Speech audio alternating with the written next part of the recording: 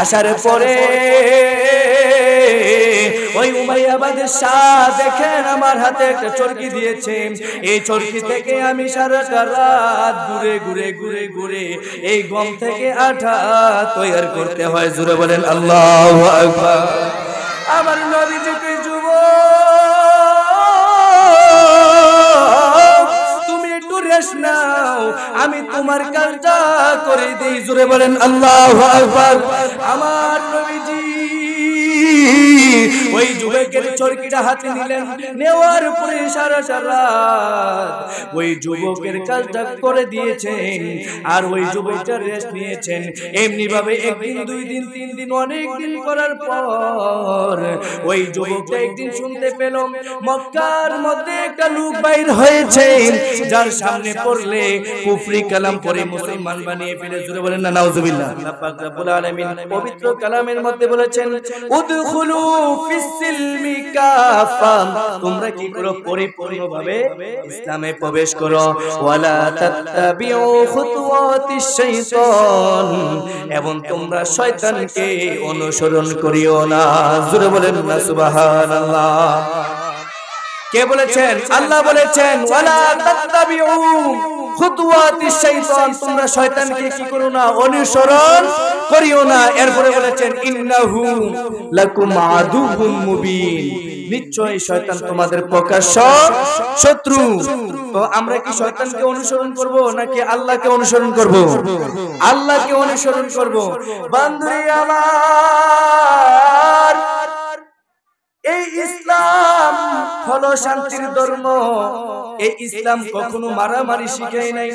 ও বন্ধুরে, এই ইসলাম প্রচারের জন্য আমার নবীজি যখন প্রাথমিক সময় যখন ইসলামের দাওয়াত দেয় মক্কার অলিগলি দিয়ে, ওই মক্কার অলিগলি দিয়ে যখন আমার নবীজি ইসলামের দাওয়াত দেন, দাওয়াত দেওয়ার সময় হঠাৎ করে রাতের বেলা যখন আমার নবীজি ইসলাম দাওয়াত দেওয়ার জন্য বাইর হয়ে গেলেন, যাইতে যাইতে গভীর জঙ্গলে যখন গেলেন, যাওয়ার পরে একটা কুড়ের ঘর থেকে একটা যুবকের কান্নার আওয়াজ, ওই যুবকের কান্নার আওয়াজ আমার নবীজির কান মুবারকে যখন আসলো, আমার নবীজি কি ব্যাপার, কি ব্যাপার এত রাত্রে এই জঙ্গলের ভিতরে কে কান্না করে? যখন আমার নবীজি কান্না শুনলেন, শোনার পরে ওই কুড়ের দিকে আমার নবীজি গেলেন, যাওয়ার পরে দরজার মধ্যে বাড়ি দিলেন। বাড়ি দেওয়ার পরে যুবকটা ডাক দিয়ে কয়, কে আপনি? কে এত রাতে আমার বাড়িতে কেন এসেছেন? আমার নবীজি কই, এ যুবক তুমি কান্না করো কেন? ওই যুবকটা বলতেছেন, আমি কান্না করি কেন? আপনি কেন এসেছেন আগে বলেন। আমার নবীজি কই, জানতে চেয়েছি তুমি এত রাতে কেন এখানে কান্না করো? ওই যুবকটা বললেন, আসেন আমার ঘরে বসেন, আমি বলতেছি আমি মক্কার বাদশাহ উমাইয়ার ক্রয় করা এক গোলাম।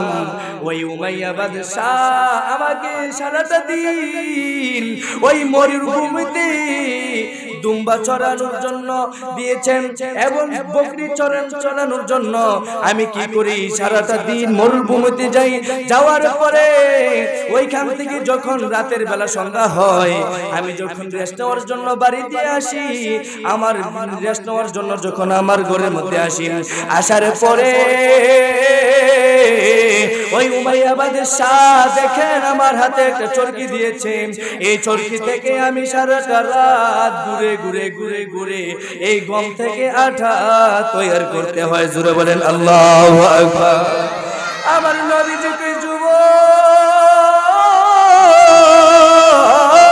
তুমি একটু রেস্ট নাও, আমি তোমার কাজটা করে দিই। জোরে বলেন আল্লাহু আকবার। আমার নবীজি ওই যুবকের চরকিটা হাতে নিলেন, নেওয়ার পরে সারা রাত ওই যুবকের কাজটা করে দিয়েছেন, আর ওই যুবকটা রেস্ট নিয়েছেন।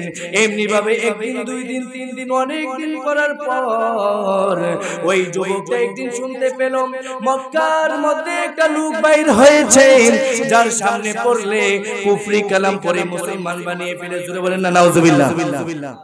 বাবা টাইম তো শর্ট, কি কম ভাইজান এসে বসে। আচ্ছা দেখ, সংক্ষিপ্তভাবে বলে ফেলতেছি বুঝার জন্য যে ইসলাম জিন্দা করার জন্য ইসলাম দাওয়াত দেওয়ার জন্য আমার নবীজি কত কষ্ট করে কত মায়া দিয়ে ইসলামের দাওয়াত দিয়েছেন এটা বোঝানোর জন্য বলতেছি। আমার নবীজি সারা রাত ওই চরকি ঘুরাইয়া ঘুরাইয়া ওই যুবকের কাজগুলো করে দিলেন। এমনি ভাবে একদিন, দুই দিন, তিন দিন, অনেক দিন করার পর ওই যুবকটা শুনতে পেল মক্কার মধ্যে একটা লোক বাইর হয়েছে। ওই লোকটা নাকি কালিমা পড়াইয়া কুফরি কালাম করিয়া মুসলমান বানিয়ে ফেলেন। ওই যুবকটা যখন এই কথা শুনলেন, ওই দিন রাতের বেলা আমার নবীজি যখন ওই যুবকের বাড়িতে গেলেন, যাওয়ার পরে ওই যুবকটা বলতেছেন, আপনাকে একটু সতর্ক করে দেই, এই মক্কার মধ্যে একটা লোক বাইর হয়েছে যার সামনে পড়লে কুফরি কালাম করে কালিমা পড়ে তাকে মুসলমান বানিয়ে ফেলে, আপনি তার থেকে সাবধানে থাকেন। যখন এই কথা বললেন, ওই আমার নবীজি এই কথা শোনার পরে একটা মুস্কি হাসি দিয়েছেন। জোরে বলেন সুবহানাল্লাহ। মুস্কি হাসি দেওয়ার পর ওই যুবকটা জানতে চাইলো, আপনি কেন, আপনাকে তো সতর্ক করার জন্য বলছি, আপনি কেন এই কথা শুনে মুস্কি হাসি দিলেন? আমার নবীজি বলতেছেন, যুবক, তুমি যার কথা বলেছ ওই লোকটাই হলো আমি। জোরে বলেন সুবহানাল্লাহ। আর একটু জবান খুলে বলেন সুবহানাল্লাহ। আমার নবীজি বললেন ওই লোকটাই হলো আমি। ওই লোকটা হাই হাই, এত দয়ার বান, এত মায়ার বান আমি আর কখনো দেখি নাই। আমি উমাইয়া বাদশার কয় করা গোলাম, ওই বাদশা আমাকে রেস্ট নেওয়ার জন্য কোনো সময় দেয় নাই। আপনার মতো এত দয়াবান মায়ার বান এই জগতের মধ্যে আমি আর কাউকে দেখি নাই। সাথে সাথে আমার নবীজির কদমে পড়ে বলতেছেন, হুজুর, আপনার ধর্মের মধ্যে আপনার কালিমা পড়ে আমাকে আপনি মুসলমান বানিয়ে ফেলেন। সকলে আমার সাথে পড়ুন, লা ইলাহা ইল্লাল্লাহু মুহাম্মাদুর রাসূলুল্লাহ সাল্লাল্লাহু আলাইহি ওয়াসাল্লাম। জোরে বলেন না সুবহানাল্লাহ। তো এমনি ভাবে আমার নবীজি নিজে কষ্ট করে ইসলামের দাওয়াত দিয়েছেন, এই ইসলামকে জিন্দা করেছেন। জোরে বলেন না সুবহানাল্লাহ।